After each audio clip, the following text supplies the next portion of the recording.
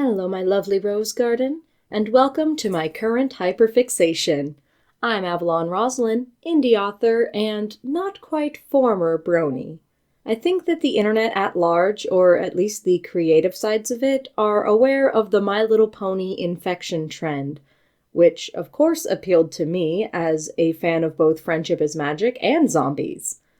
But before you start thinking that awful, horrible things are going to befall these candy-colored ponies, relax. This was merely the avenue through which my love for Friendship is Magic was rekindled, because hyperfixations never go away, they just go dormant, to be reawakened at another random, inconvenient time. Of course, if you've been around here long, you know I love throwing my original characters into the multiverse and seeing what they would be like in other media franchises. On this channel, you can see the start of me making an entire Pokemon region based on my characters after getting sucked into the Scarlet Violet DLC, and in the past, I've turned my characters into warrior cats, dragons, and Animal Crossing villagers. Now they get the pony treatment. Starting with the cast of Like Falling Stars. I've been having some feelings about these characters since I've been working on the sequel, New Constellations, so I thought this was a perfect time to talk about them some more. Obviously, as I'm describing them in an AU, or alternate universe, not everything will be the same as it is in their canon story, but general personalities are the same. So if you think these characters sound interesting and you want to see how they interact, I recommend checking out my cozy fantasy novel, Like Falling Stars. There's links in the description and all that. Now let's talk about ponies. In my pony AU, ponies are not named until they get their cutie marks. Then they choose a name that matches up with their special talent or life experience. In the meantime, they're referred to with placeholder names.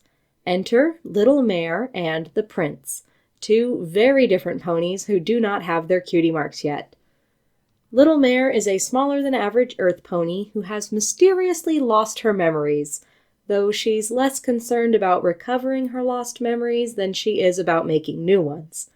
It's possible that her white dappling on her flank was part of her cutie mark in the past, but with no memories or knowledge of what her special talent was, her cutie mark is nowhere. Through some means, she ends up meeting the Prince, an extremely powerful unicorn who, despite this, has never found his special talent either. Obviously, he is very embarrassed about this and wears a long cape at pretty much all times to cover up his blank flank, which is where the placeholder name Prince comes from. Surprisingly, the two end up becoming fast friends. Little Mare is curious, excited, and eager to experience new things, while the Prince finds that he's actually able to open up to her a little, since he doesn't have to fear the judgment of being an adult without a cutie mark around her the way he does with other ponies. And this ends up being the key to their cutie marks, but we'll see that a little later. Also in this cast are three other powerful ponies who are the Prince's peers: Bright Wave, Vibrant Breeze, and Flowering Branch. Bright Wave is a very calm and relaxed unicorn despite being nearly as powerful as the Prince. In fact, he got his cutie mark by bringing ponies and sea ponies together by throwing a beach party. I thought of this after I'd already finished the art of his design, but thinking back, I'd probably make him a sea pony instead of a unicorn, and his land form would just be an earth pony. Oh well. I love him, he's a good boy, and very much encourages the Prince spending time with Little Mare to help the reclusive unicorn come out of his shell and maybe find his talent. Vibrant Breeze is a little less than thrilled.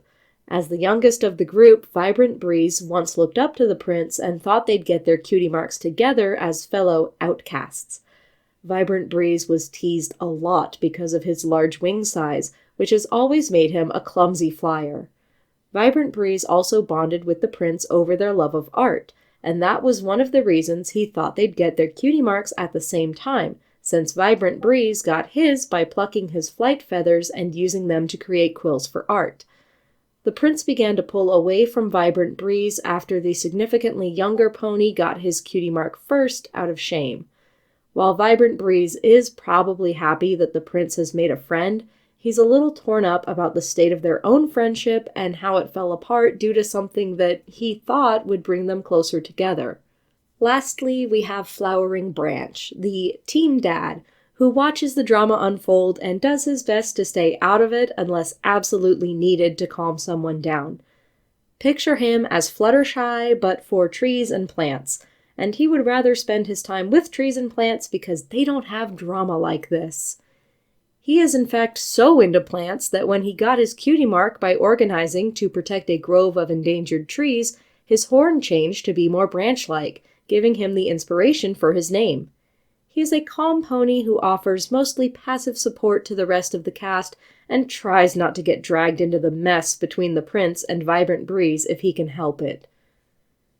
And now for the reveal of our main duo's names and cutie marks. While spending time together, the prince started describing the little mare as surprising because she did a lot of things that were unexpected to him, not in the least becoming his friend and helping him repair his relationships with others. The moment that she got her cutie mark didn't strike her as particularly special.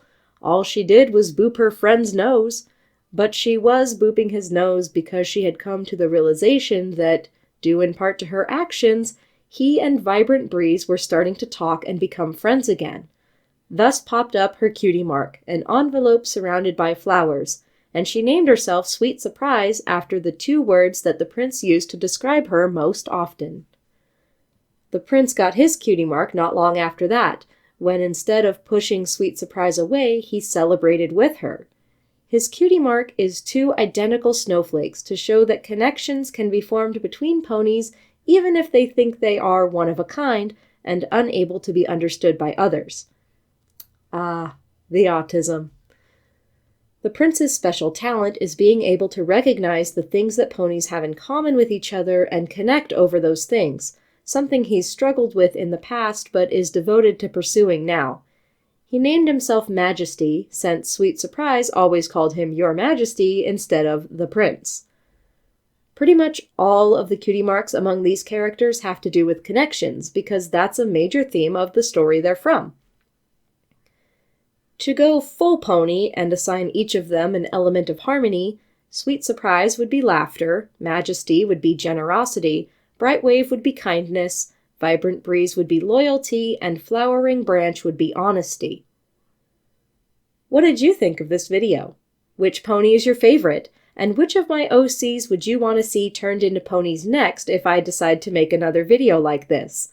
Let me know in the comments, and if you've made it all the way to the end, make sure you add which Friendship is Magic character you think is best pony.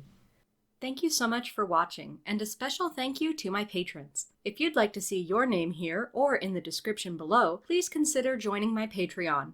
Your support means so much to me and allows me to continue making content. If you want to support my content in different ways, consider buying my books, donating on Ko-fi, subscribing to the channel, or even just giving this video a like and comment. Any and everything is appreciated so much. Keep growing till next time, Rose Garden!